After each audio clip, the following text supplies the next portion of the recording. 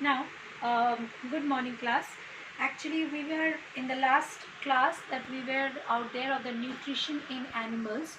So, what we are going to study here is this chapter is basically most of it is basically on the basis of the mode of nutrition is because this is a physiology chapter, so you have to be very much clear about certain things that what are the modes of nutrition. Now, as we have crossed out the modes of nutrition also, that modes of nutrition can be of two types.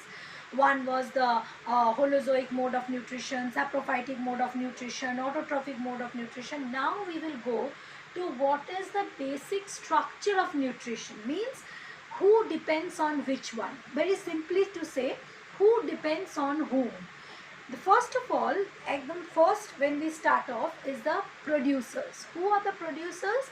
The producers are the first trophic level of the food chain. They are the green plants, those who can produce their own food by themselves. So that is why we know that they are the producers.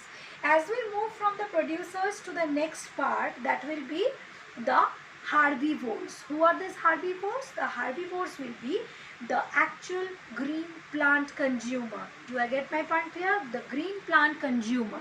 So these green plant consumers are like the giraffe, the deers, etc. These all we know that who are the herbivore consumer.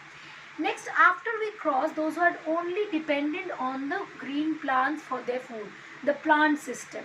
Okay.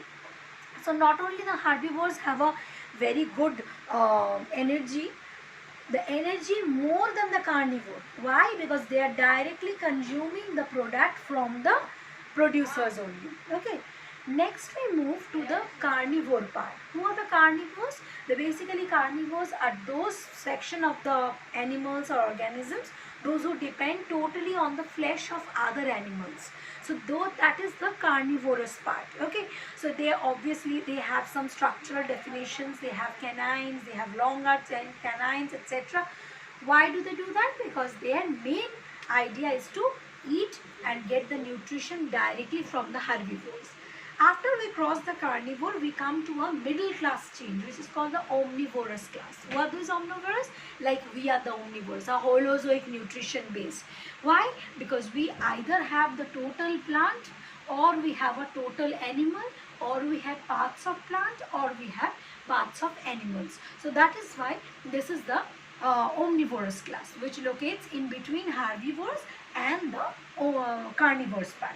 Next we move to the last but not the least, the decomposers or the tertiary consumer. These are the basically like the bacteria, the fungi, those who eat on the flesh or the waste product or the dead and decayed product which have been left out in the food chain at the last chain group. That is the decomposer. So what we start? Producer, primary producer, secondary producer, then primary consumer, secondary consumer. Okay, thank you class.